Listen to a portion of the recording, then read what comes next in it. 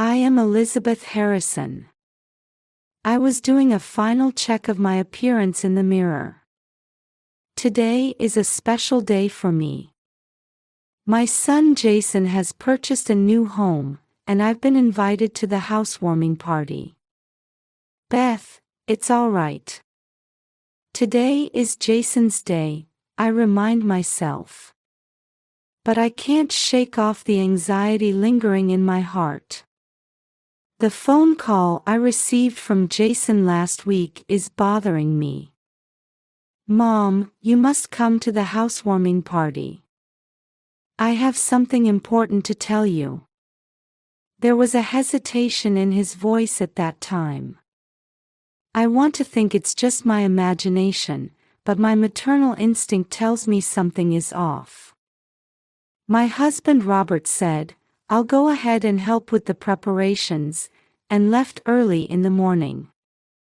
At 65, he's been looking a bit tired lately. But I felt grateful for his kindness in wanting to help with our son's housewarming. Before leaving the house, I take one last look in the mirror. I adjust my silvery hair and straighten the collar of my pale blue dress. This dress is from over 20 years ago when Robert and I went shopping for our wedding anniversary.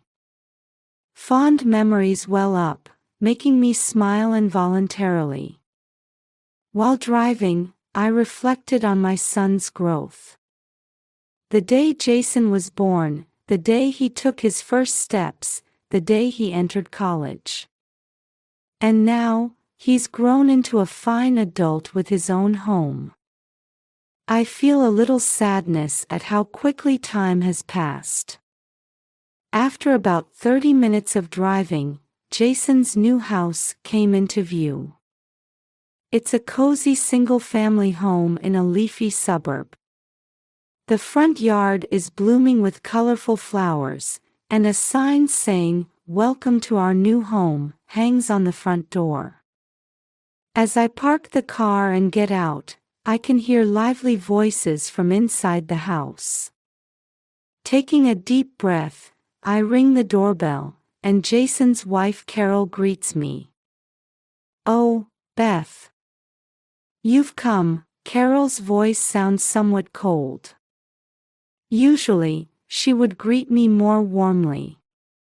I feel a bit confused but maintain my smile. "Thank you, Carol. I'm coming in." Entering the living room, I see Robert and Jason, along with a few friends. No one turns to look at me as I enter. Robert is engrossed in conversation with a friend, and Jason is staring out the window. Jason, congratulations. It's a lovely house. Even when I call out to him, Jason only glances at me briefly before looking away again. His, "Oh, thanks," sounds distracted. The atmosphere in the room feels heavy, and I start to feel suffocated. I even have the illusion that everyone is avoiding me. In the midst of this, I suddenly hear a small voice. "Grandma." I turn to see my 8-year-old grandson Noah running towards me with a smile. His pure smile eases my heart a little. "Noah, how have you been? Are you happy to see Grandma?" Noah nods vigorously and takes my hand. "Yes.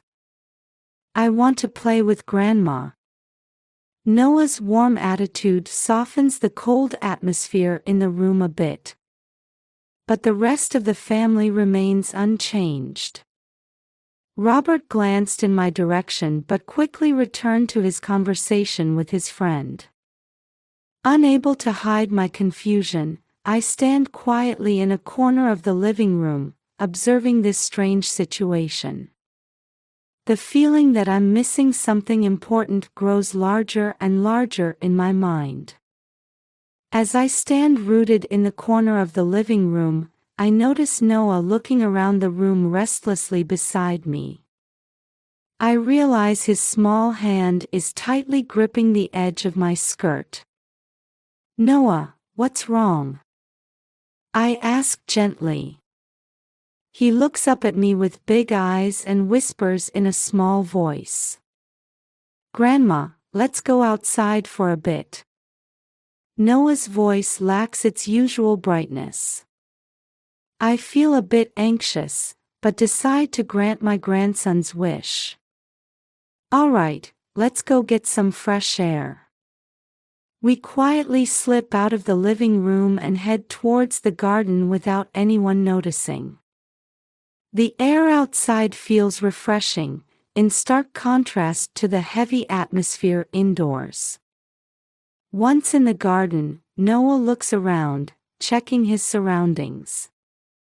After confirming that no one else is around, he suddenly grips my hand tightly and says in a trembling voice, "Grandma, it's dangerous. We need to run away quickly." I gasp at those words. I can feel Noah's small body shaking. "Noah, what do you mean? What's dangerous?" I try to stay calm despite my confusion, sensing from Noah's serious expression that this isn't just a child's whim. "They're trying to take you away. Everyone was talking about it." Noah's voice was shaking. "Even though you don't want to." For a moment, I couldn't understand what he meant. But looking into Noah's fear-filled eyes, I realized this was no joke. "I understand, Noah. Thank you for believing in Grandma." I took a deep breath and made a decision. "Now, do as Grandma says. Let's walk quietly and slowly to the front of the house." We crossed the garden and walked to my car parked in front of the house. During that time, my heart was pounding fiercely. My head was full of questions about what was happening and what my family was planning. As we got into the car, Noah immediately fastened his seatbelt. I hurriedly sat in the driver's seat and started the engine. Looking in the rearview mirror at the house, I confirm that no one has noticed our absence yet. "Noah, it's okay. Grandma will protect you." I tried to reassure Noah as I started driving. The shadows of the street trees glide over the car. After driving in silence for a while, I judged that we had reached a safe place and pulled over to the side of a quiet residential street. "Now, Noah. Can you tell me slowly? What did you hear?" Noah took a deep breath and began to speak hesitantly. "Last night, I overheard Dad and Mom and Grandpa talking. They were all whispering. According to Noah, Jason, Carol, and Robert were planning to put me in a nursing home. And against my will. They said your bags are already packed in the car." Noah continued, tears welling up. "They said they'd take you right after the party ended." I was at a loss for words. To think that my family had been making such plans behind my back. I gripped the steering wheel tightly, filled with disbelief. "But why?" I murmured softly. Noah hesitated before revealing an even more shocking fact. "Grandpa said he used up all your retirement money. That's why they have to sell the house." At that moment, I felt something crumble inside me. My husband of many years, my beloved son and daughter-in-law. The family I trusted was trying to decide my life for me. A heavy silence fell over the car. Outside the window, People unaware of our situation go about their daily lives. That scene feels very distant to me now. Noah, you're such a brave and kind child, I said, holding back tears. Thank you for telling Grandma the truth. Noah nodded slightly and clung to my arm, saying in a small voice, I wanted to protect Grandma. Those words spread warmth in my heart. Amidst the sadness of being betrayed by my family, this pure affection supports me. Now, let's think about what to do next. I took a deep breath, trying to regain my composure. But first, we need to find a safe place. As I started the engine, I steeled my resolve. From now on, I'll decide my own life. With that vow in my heart, we began to move forward on an unknown path. After driving for about 30 minutes, we arrived at a small cafe in an unfamiliar town. A warm sign reading, Sunshine Cafe, welcomes us gently. Noah, let's take a break, I said, taking my grandson's hand. As we enter the cafe, soft sunlight streams through the windows, and the aroma of coffee wafts through the air. This peaceful space is exactly what we need right now. We sit at a window seat, and I order hot chocolate and coffee from the waitress. Noah remains silent, fidgeting with his small hands on the table. Now, Noah. It's okay. Can you tell me slowly? I gently asked. Noah took a deep breath and began to speak hesitantly. Grandma, actually. According to Noah, last night when he woke up thirsty in the middle of the night, he overheard the adults talking downstairs. Grandpa was saying, I've used up all of Beth's retirement money. We can't pay back the loans unless we sell the house. At those words, I almost dropped my coffee cup.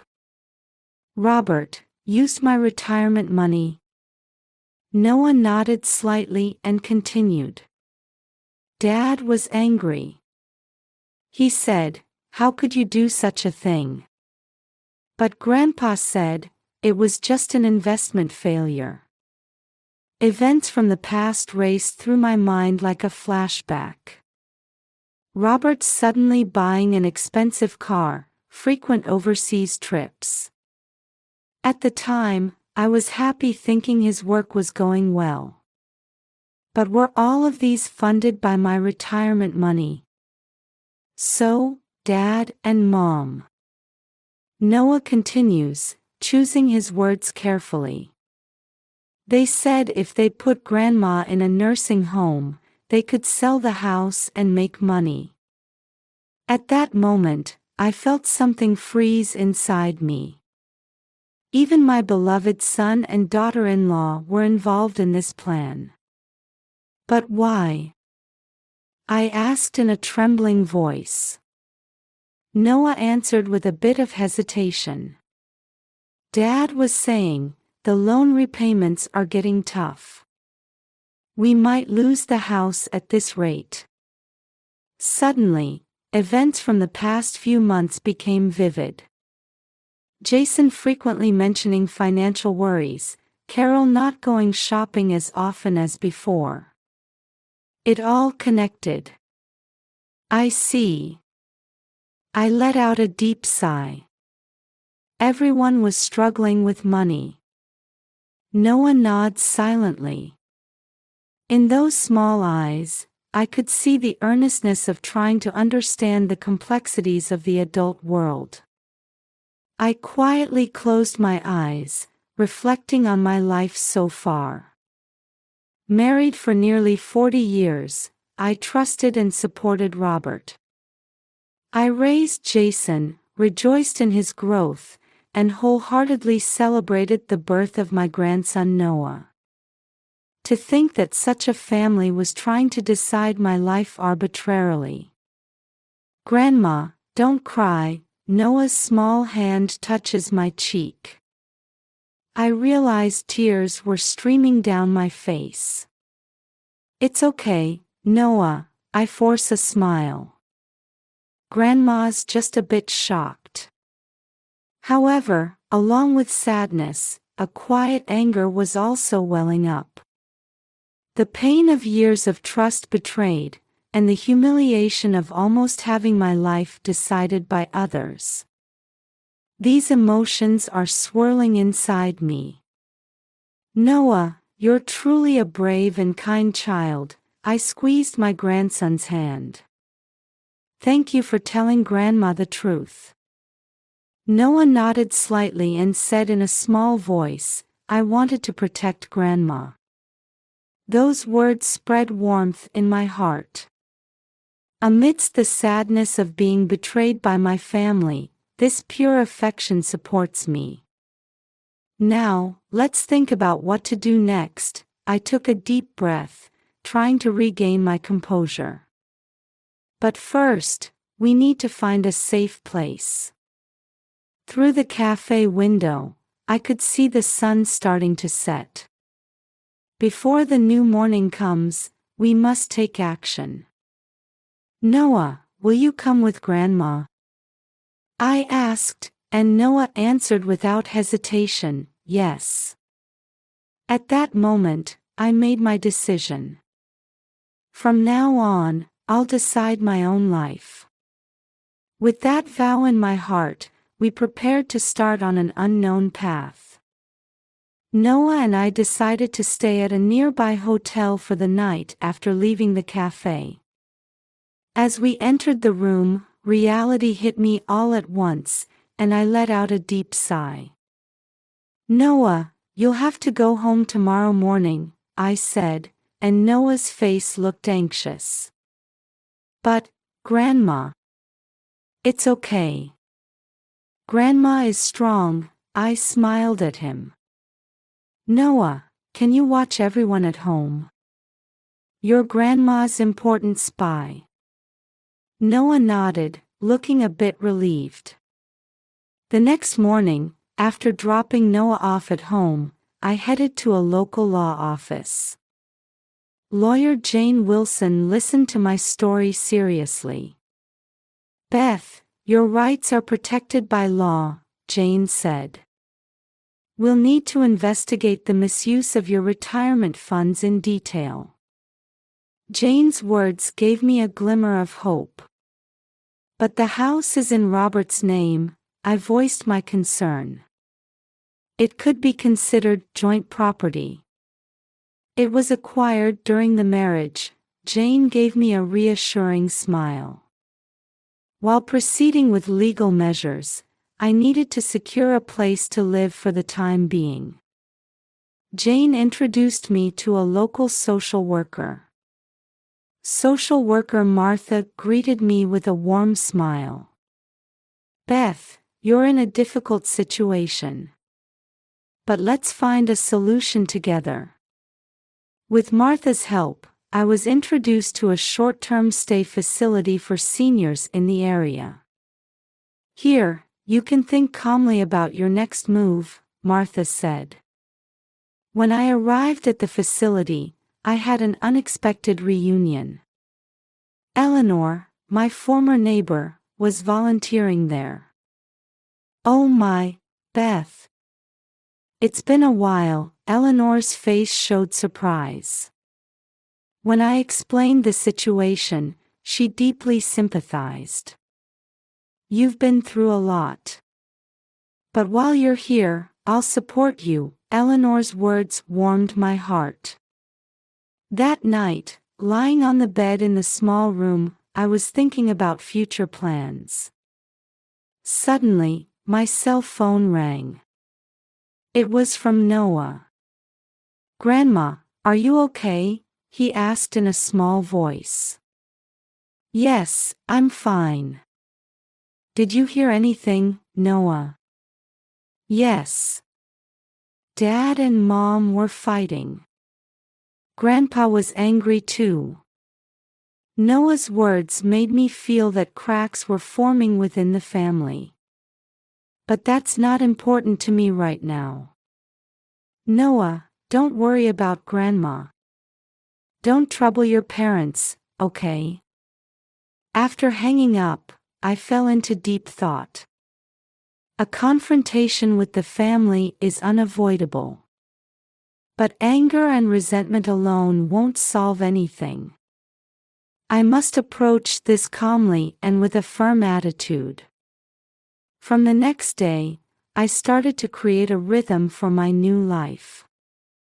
In the morning, I attend a yoga class with Eleanor, and in the afternoon, I read in the facilities library. In the evening, I check progress with lawyer Jane over the phone. We've almost traced the flow of the retirement funds, Jane reported. Robert's investment failure is clear. This will be a legal issue. After about a week, I was gradually regaining my confidence. Interactions with Eleanor and other residents increased, and my sense of loneliness faded. One day, Martha brought some good news. Beth, an apartment for seniors has become available. The rent is affordable too. Those words made my heart flutter greatly. This could be the first step towards a completely independent life. Thank you, Martha. I'd love to see it. The apartment was small but clean and bright. The kitchen was equipped with basic cooking utensils, and the bedroom had a view of the park. I could start a new life here, I murmured, gazing out the window. However, there's still an issue that needs to be resolved. The confrontation with my family. After consulting with Jane, we decided to set up a meeting. Beth, asserting your rights is not wrong, Jane said, placing her hand on my shoulder. It's important to calmly convey the facts, not to blame your family. I took a deep breath and slowly exhaled. I understand. When I'm ready, I'll contact my family. That night, lying on the bed in my new apartment, I quietly steeled my resolve. From now on, I'll carve out my own life. I'm prepared to rebuild my relationship with my family from scratch. Gazing at the full moon visible from the window, I whispered softly, "Well, it's the beginning of a new chapter." Just as I was getting used to life in my new apartment, I received a call from lawyer Jane. The date for the meeting with my family had been set. My heart started pounding fiercely the moment I heard the news. On the appointed day, I headed to what was once my home with Jane. Standing at the entrance, a mix of nostalgia and anxiety washed over me. Jason opened the door. His face showed fatigue and regret. "Mom," he stammered. Entering the living room, Robert and Carol were seated. And in the corner of the sofa, Noah was curled up small. As soon as he saw me, Noah rushed out and hugged me. "Grandma." His voice was mixed with relief and joy. Jane organized the situation, and the discussion began. First, Robert spoke up. "Beth, I'm truly sorry," his voice was shaking. "I failed in my investments and used up your retirement money. I tried to recover it, but I only got in deeper." Next, Jason started speaking. "Mom, we were wrong too. But we were really worried about you. We thought we couldn't take care of you properly in your old age." Carol also spoke, her eyes welling up with tears. Beth, our thinking was shallow. We made arbitrary decisions, ignoring your feelings.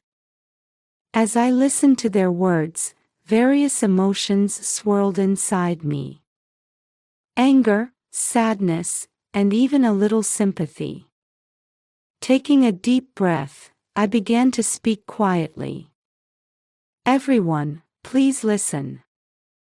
I was deeply hurt. I felt betrayed by the family I trusted. For a moment, the room fell silent. But, I continued, I understand that you all had your own struggles. However, why didn't you consult with me? We could have thought of a solution together. Robert covered his face with both hands. I was ashamed. I didn't want to disappoint you. Jason also bowed his head. We didn't want to worry you, Mom. I looked at them and said firmly, as a family, we should share both good and bad things. I still have the strength to live my own life. Don't forget that. At those words, all family members looked surprised. Noah said in a small voice, Grandma, you're strong. That comment seemed to soften the atmosphere in the room a little. Jane began the legal explanation. The misuse of retirement funds, the issue of house ownership, and plans for future living arrangements.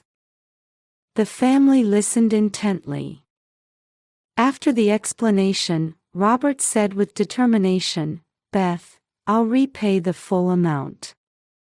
It might take time, but I'll definitely keep my promise. Jason and Carol also said, we'll do everything we can. Those words lit a small spark of hope in my heart. However, it will still take time to fully regain trust. Thank you, everyone. But it will take time to rebuild trust. I have my own life. I want you to respect that. The family nodded silently. At that moment, Noah stood in the center of the room and said loudly, Everyone, let's make up. Let's all take good care of Grandma. That pure wish brought small smiles to the adults' faces. I exhaled deeply and said, That's right, Noah. Let's all build a new relationship. From that day on, bit by bit, my relationship with my family began to change. Robert started making regular repayments, and Jason and Carol began visiting my apartment on weekends. Noah cherishes the time he spends with me even more than before. His words, Grandma, I'll protect you now, fill me with genuine warmth. One evening, I was standing on the balcony of my new apartment, watching the setting sun. Suddenly, my phone rang. It was Robert. Beth, would you like to come for dinner tomorrow? We'd like to have a meal together, all of us. At those words, I hesitated a bit but answered, Yes, I'll come. After hanging up, I looked up at the sky. I still haven't completely forgiven the past. But I'm ready to take a step towards a new future. Well, it's the beginning of a new chapter, I reminded myself once again. This time, it's a new path to walk with my family. It's a challenge, but also a hope.